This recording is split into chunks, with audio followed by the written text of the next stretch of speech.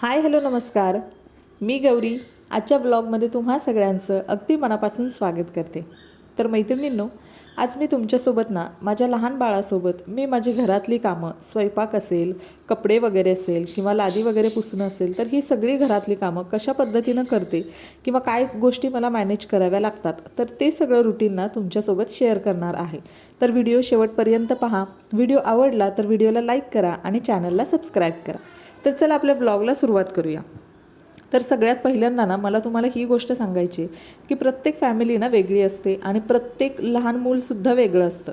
काही गोष्टी ज्या माझ्या बाळाला सूट होतात तर त्या तुमच्या बाळाला सूट होतील असं नाही, किंवा तुमच्या बाळाला जे रुटीन आहे किंवा ज्या गोष्टींची सवय आहे त्याच गोष्टी माझ्या बाळाला सूट होतील असं नाही. तर प्रत्येक लहान मूल हे वेगळं असतं. त्याच्यामुळे प्रत्येकाची काम करण्याची पद्धत ही वेगळी असते. कारण जेव्हा आपण न्यू मॉम असतो तेव्हा आपलं रुटीन इतर होममेकरपेक्षा किंवा इतर हाऊसवाईफपेक्षा नक्कीच वेगळं असतं. कारण आपली पहिली प्रायोरिटी आपल्या कामापेक्षा आपलं लहान बाळ असतं.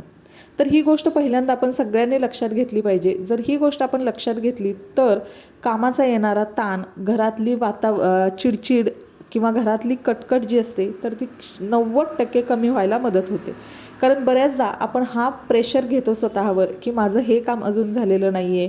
आता सपोज दिवाळीचा सण होऊन गेला तर प्रत्येकाच्या घरी फराळ बनला, प्रत्येकाच्या घरी अगदी छान पद्धतीनं टापटीपणा, स्वच्छता वगैरे या सगळ्या गोष्टी झाल्या. पण त्याच गोष्टी आपण न्यू मॉम आहोत आणि आपल्या मदतीला जर कोणी नसेल तर त्यांच्यासारख्याच गोष्टी आपल्याकडून मॅनेज होणं हे थोडंसं अवघड आहे. तर ही जी रियालिटी आहे ही प्रत्येक न्यू मॉमनं सगळ्यात पहिल्यांदा ॲक्सेप्ट केली पाहिजे. कारण ती जर ॲक्सेप्ट केली तर आपल्या मनामध्ये आपण काही काम करत नाही किंवा आपली कामं वेळेवर होत नाहीत हा गिल्ट राहणार नाही. दुसरी सगळ्यात महत्त्वाची गोष्ट सगळ्या गोष्टी आपल्याला बाळाच्या रुटीननुसार मॅनेज कराव्या लागतात. म्हणजे मला कितीही इच्छा असेल की सकाळी लवकर उठून मला माझं शेड्यूल करायचं आहे, मला वॉकला जायचं आहे किंवा मला बाहेर फिरायला जायचं आहे, त्याच्यानंतर मला या टायमिंगमध्येच ही माझी कामं आवरायची आहेत, तरी त्या गोष्टीचा उपयोग होत नाही. जर त्या वेळेमध्ये तुमचं बाळ झोपलं तर तुम्हाला त्या गोष्टी अगदी आरामशीरपणे करता येतील. पण त्या वेळेमध्ये जर तुमचं बाळ खेळत असेल किंवा रडत असेल तर त्याच्याकडे लक्ष देणं, त्याला घेणं, त्याला पॅम्पर करणं या सगळ्यात महत्त्वाच्या गोष्टी आहेत. आणि त्यामुळं आपली जी बाकीची कामं असतात ती थोडीशी मागं पडतात. तर या गोष्टी होतच राहणार आहेत आणि त्या गोष्टी काही चुकीच्या नाही आहेत. आणि आपण आता न्यू मॉम आहोत त्याच्यामुळं प्रत्येक गोष्टीमध्ये आपण परफेक्ट असणार ही गोष्ट पहिल्यांदा आपल्या मनातून काढून घ्या. परफेक्शन इज अनरिअलिस्टिक सध्या तरी आपल्यासाठी. आणि सगळ्यात महत्त्वाची गोष्ट म्हणजे कुठलंही काम करताना आपण घरच्यांचा सपोर्ट पहिल्यांदा घ्यायला सुरुवात केली पाहिजे. ते आपले हजबंड असतील, आपला मुलगा असेल किंवा आपल्याबरोबर राहणारे सासू सासरे वगैरे असतील, तर यांचा सपोर्ट घेऊन आपण आपल्या घरातली कामं, आपल्या घरातलं रुटीन सेट करू शकतो. तर इथे सुद्धा तुम्ही पाहिलंच असेल, आता दिवाळीच्या सुट्ट्या आहेत, विघ्नेशला दिवाळीची सुट्टी आहे. तर बऱ्यापैकी आता आम्ही देवांशला थोडंसं बाहेर विघ्नेशला घेऊन जायला परमिशन देतो, जेणेकरून तो शेजारच्या त्याच्या मित्राकडे किंवा थोडंसं पार्किंगमध्ये गाडीवर वगैरे विघ्नेशला किंवा सायकलवर फिरवून आणतो. तर या सगळ्या गोष्टी ज्या आहेत की त्याच्यामुळे देवांचासुद्धा टाईम छान जातो. तो बाहेर गेल्यामुळे त्याचासुद्धा मूड फ्रेश राहतो, विघ्नेशचासुद्धा वेळ जातो आणि तो वेळ मला माझ्या घरातल्या क्लिनिंगसाठी आणि घर ऑर्गनायझेशनसाठी वापरता येतो. आता प्रत्येक वेळी या गोष्टी होतीलच असं नाही. जसा मला वेळ मिळतो, म्हणजे दररोज तर मला क्लिनिंग आणि ऑर्गनायझेशनसाठी वेळ मिळत नाही, पण 2 दिवसांनी 3 दिवसांनी जसा मला वेळ मिळेल तशा गोष्टी मी नीटनेटक्या आणि व्यवस्थित जागेवर ठेवण्याचा प्रयत्न करते. तसं तर रोजच्या रोज आपण घराची स्वच्छता किंवा टापटीपणा किंवा घर नीटनेटकं ठेवतो. कारण लहान बाळ आहे तर कुठलीही वस्तू उचलून ते तोंडात घालेल तर तेवढा बेसिक गोष्टी आपण करतो. पण जर डीप कुठल्या गोष्टी करायच्या असतील तर त्यासाठी जेव्हा आपलं बाळ खेळत असेल तेव्हा इतर कुणाच्याकडे त्याला सोपवून आपण आपली कामं व्यवस्थितपणे करू शकतो. दुसरी महत्त्वाची गोष्ट म्हणजे मल्टीटास्किंग. आता मल्टीटास्किंग म्हणजे काय? जेव्हा आपलं बाळ खेळते, आता मी सुद्धा माझ्या देवांशला इथं खाली खेळायला सोडलेला आहे, तो खाली खेळतोय तोपर्यंत छानपैकी कपड्यांच्या घड्या घालून घेते. आता इथे माझे कपडे तुम्ही बघताय खूप थोडे कपडे आहेत, देवांशचेच आहेत, जे मी संध्याकाळी काढले होते ज्याला लागतील म्हणून, आणि सकाळी आता सगळं रुटीन आवरते तर त्याचबरोबर त्या कपडेसुद्धा घड्या करून ठेवते. तर जास्त कपडे असतील तर ते एकाच वेळेस सगळे घडी होणार नाही, थोडे थोडे होतील तर ठीक आहे, काही हरकत नाही. आपल्याला जशा पद्धतीनं बाळाचं रुटीन असेल तर त्या पद्धतीनं कामं आपण मॅनेज करू शकतो. तर आता इथे हॉलची सगळी क्लिनिंग वगैरे केलेली आहे, व्यवस्थित ठेवलेला आहे. आता हा छोटा जो बेड आहे त्याच्यावरचा पण जो काही पसारा होता रात्री केलेला, तर तो सगळा आवरून स्वच्छ करून ठेवलेला आहे, बेडसुद्धा. आणि इथे तुम्ही बघताय, इथे देवांशला ना मी खाली चटई अंतरली आहे आणि सगळे खेळणे दिलेले आहेत, जेणेकरून तो खाली इथे व्यवस्थित खेळतोय. त्याचबरोबर साईडला माझीसुद्धा कामं होत आहेत.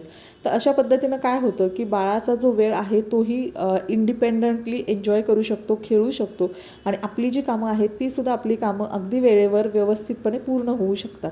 तर अशा पद्धतीनं या छोट्या छोट्या गोष्टी आहेत ना, त्यासुद्धा तुम्ही तुमच्या डेली रुटीनमध्ये ॲड करू शकता. तिसरी महत्त्वाची गोष्ट म्हणजे ऑनलाईन शॉपिंग. आता सध्या ना ऑनलाईन शॉपिंग प्रत्येकजणच करतो. अगदी खेडेगाव जरी असेल तरी तिथे मोबाईलवर ऑनलाईन शॉपिंगची सुविधा आहे. तर प्रत्येक वेळी आपण दुकानात जाणार, गोष्टी सिलेक्ट करणार आणि त्या घेऊन येणार, तर त्यासाठी खूप वेळ लागतो. तर त्यासाठी ना जेव्हा आपलं बाळ लहान असतं तर आपल्याला इतका वेळ मिळत नाही की आपण त्याच्यासोबत त्याचं रुटीन सगळं सेट करून, त्याला आवरून, त्याचं सगळं करून आपण बाहेर जाऊ. हां, आता तुमच्या मदतीला जर कोणी असेल, घरामध्ये सासू सासरे असतील किंवा मोठी इतर कोणी व्यक्ती असतील ज्याच्याकडे तुम्ही बाळाला ठेवून बाहेर शॉपिंगसाठी जाऊ शकता, तर ती गोष्ट वेगळी आहे. पण जर माझ्या बाबतीत उदाहरण द्यायचं झालं तर माझ्याकडे लहान बाळाला बघण्यासाठी कोणीही नाही आहे. विघ्नेशचे पप्पा जेव्हा ऑफिसला जातात आणि विघ्नेश शाळेत जातो तेव्हा आम्ही दोघंच घरी असतो आणि ते आल्यानंतर त्याचं सगळं आवरून दुकानामध्ये जाणार, त्याच्यानंतर ते चॉईस एखादी वस्तू करणार आणि मग ती घेऊन येणार. तर याच्यामध्ये नाही म्हटलं तरी 1.5 ते 2 तास आरामात जातात. तर हा वेळ वाचवण्यासाठी ऑनलाईन शॉपिंग हा सगळ्यात मस्त पर्याय आहे आणि खूप रिजनेबल वस्तू मिळतात. जसं की सेल असेल तर त्याच्यामध्ये आपल्याला वस्तू व्हरायटीसुद्धा बघता येते आणि सेलमध्ये असतील तर वस्तू खूप कमी पैशांमध्ये सुद्धा येते. आणि जर एखादी वस्तू आपल्याला नाहीच आवडली तर त्या वस्तूला रिटर्नचा सुद्धा ऑप्शन असतो, म्हणजे आपली खरेदीसुद्धा छान होते आणि त्याचबरोबर आपला वेळसुद्धा खूप वाचतो. आणि लहान बाळासोबत जेव्हा आपण या सगळ्या गोष्टी करतो ना, तर वेळ आपल्याला खूप खूप खूप महत्त्वाचा असतो. जसं की टाईम इज मोर दॅन मनी, आणि खरंच आहे ते. कारण सकाळचे पहाटेचे 5, आता देवांश माझा सकाळी 5-5:30ला माझ्यासोबतच उठतो. तो संध्याकाळी म्हणजे दुपारी थोडा वेळ, जशी बाळं मोठी होतात तसं त्यांचं झोपण्याचं शेड्यूल कमी होतं, तर दुपारी अर्धा ते 1 तास झोपला तर झोपला, नाही तर तेही कन्फर्म नसतं. ते डायरेक्ट संध्याकाळी तो झोपायला जातो. तर मग दिवसाचे 14 तास, 12 तास, 16 तास कसे निघून जातात अगदी कळतसुद्धा नाही. दिवस कुठे सुरू होतो आणि दिवस कुठे संपतो हे सुद्धा घरामध्ये लहान बाळ असेल तर विशेष करून आईला कळतच नाही. कारण जर तिच्या मदतीला कोणी असेल तर थोडाफार तिला निवांत वेळ मिळू शकतो, पण तिच्या मदतीला कोणी नसेल आणि त्याचवेळी तिला घरसुद्धा मॅनेज करायचे, बाळसुद्धा मॅनेज करायचे आणि स्वतःकडे सुद्धा लक्ष द्यायचे, तर तिची तारेवरची कसरत ही होणारच आहे आणि होतच असते. तर असो, या सगळ्या गोष्टी होतच राहील. तर आता ना इथे तुम्ही बघितलं, मी सगळं बेडरूम आवरून घेतला, हॉल वगैरे आवरून घेतला आणि सकाळचा जो कचरा वगैरे काढायचा आहे ना, तर तो सगळा कचरा वगैरे पहिला काढून घेते. आता काय होतं, लहान बाळ असेल ना तर इकडे तिकडे हात जातो आणि तोच हात तोंडामध्ये टाकला जातो. वस्तू एखादी पडलेली असते तर तीसुद्धा तोंडामध्ये टाकली जाते आणि बाळाच्या आरोग्यासाठी हे काही चांगलं नाही. त्यासाठी पटकन सकाळी उठल्यानंतर ना आपण आपल्या पद्धतीनं बाळाच्या रुटीननुसार क्लिनिंगचं एक शेड्यूल किंवा रुटीन फिक्स करून ठेवायचं.